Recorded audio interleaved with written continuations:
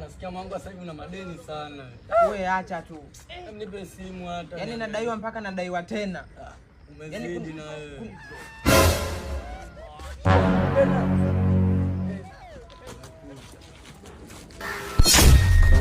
Vipi? Utawala.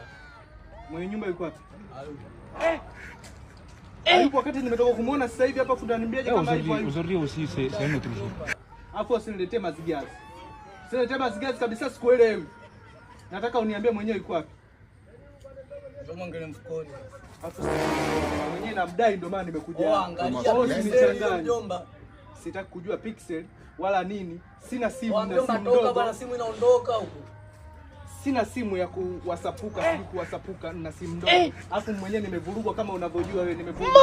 Mama Mwananyamaa, babangu kazaliwa Teketanyuki, mwenyewe nimezaliwa chini ya daladala. Na nilikuwa nimeenda kunywa maji. Hapo jamaa unajifanya tapeli sana, hapo sisi hapa matapeli tokea hivi. Sasa sikia, mimi nataka changu hapa afu ndo niondoke. Fanya chapu hapo. Yaani unanichanganya, yaani kwa enzi zangu mimi nishakupiga. Unaongea hadi unachapia, shia nini? Toa changu ni sepe brother. Baadaye. Baadaye mimi ulikuja kuchukua, nilikwambia urudi baadaye.